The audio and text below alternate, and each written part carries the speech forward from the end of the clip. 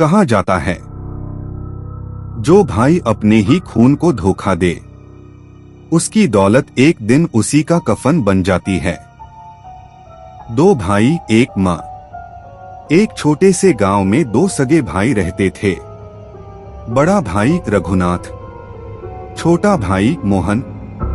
माँ दोनों से बराबर प्यार करती थी, लेकिन किस्मत बराबर नहीं थी।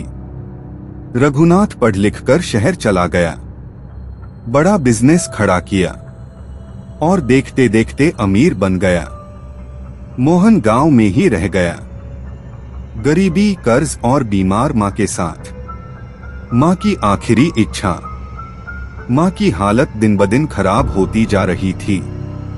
मोहन ने कई बार रघुनाथ को फोन किया, भैया मां बहुत बीमार है, एक बार आ जाओ। लेकिन जवाब हमेशा एक ही मिलता, मेरे पास टाइम नहीं है, पैसे चाहिए तो किसी और से मांग लो। एक रात मां ने मोहन का हाथ पकड़कर कहा, बेटा अगर तेरा भाई आए बिना ही मैं मर जाऊं तो उसे माफ मत करना। और उसी रात मां ने दम तोड़ दिया। अमीर भाई का पाप। मां की मौत की खबर सुनकर भी रघुनाथ नहीं आया। उल्टा उसने फोन पर कहा, मकान मेरे नाम करवा दो, तभी पैसे भेजूंगा। गरीबी और मजबूरी में मोहन ने कागजों पर साइन कर दिए।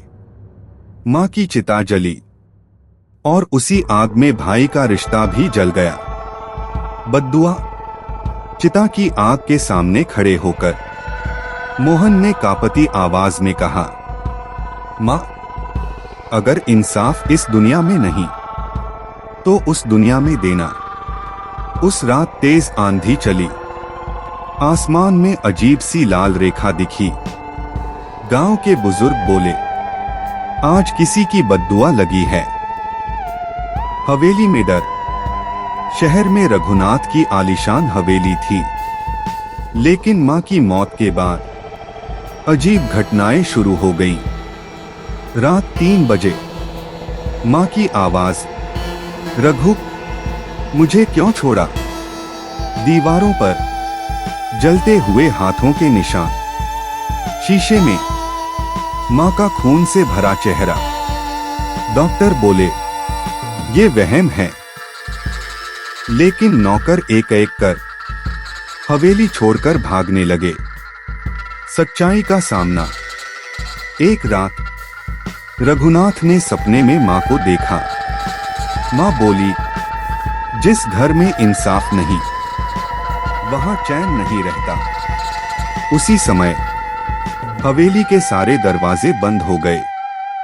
दीवारों से आवाज आई, मोहन को उसका हक दे। डर से पागल होकर रघुनाथ गांव भागा, लेकिन तब तक देर हो चुकी थी। मोहन घर छोड़ चुका था। अगली सुबह रघुनाथ की हवेली राख में बदल चुकी थी। लोग कहते हैं आज भी उस जगह रात में एक आवाज आती है, गरीब का हक मत मारो, दौलत से बड़ा कोई रिश्ता नहीं।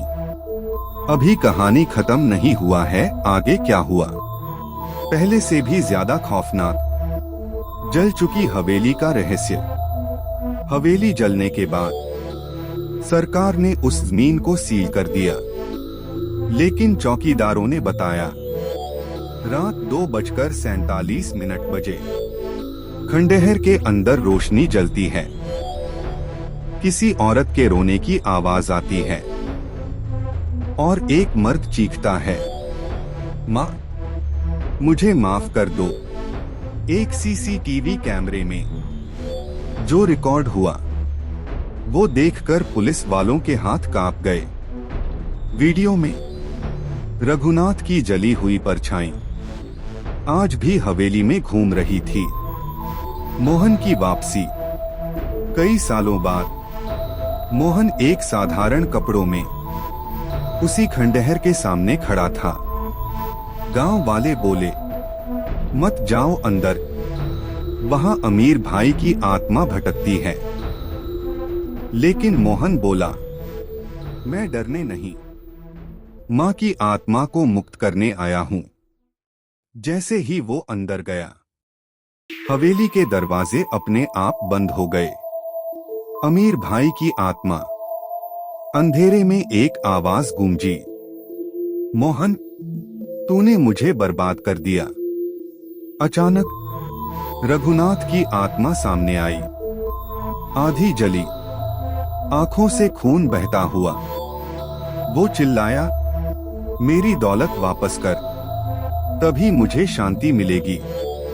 मोहन कांपते हुए बोला, दौलत नहीं, इंसाफ चाहिए था तुझे। मां का प्रकट होना। पूरा कमरा ठंडा हो गया, दीवारों से राख गिरने लगी।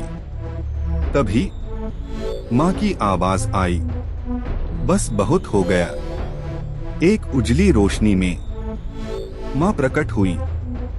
उन्होंने कहा, रघु, तू अमीर था, लेकिन इंसान नहीं बन पाया। मां ने मोहन की ओर देखा, बेटा, तूने बदला नहीं लिया, इसलिए तू मुक्त है। श्राप। मां ने रघुनाथ की आत्मा से कहा, जिस लालच ने तुझे अंधा किया, उसी में तू सड़ेगा। अचानक रघुनाथ की आत्मा जमीन के अंदर खिंच गई। हवेली की दीवारों पर एक लाइन उभर आई, गरीब की आह सबसे खतरनाक होती है। आज भी उस जगह कोई रात में अमीरी का घमंड करता है, तो उसे सपने में एक जलती हवेली दिखती है और आवाज आती है, रिश्तों की कीमत समझो, जो अपने खून का नहीं हुआ, वो किसी का नहीं होता। वीडियो पसंद आए तो लाइक करें, अपनी राय कमेंट में जरूर बताएं।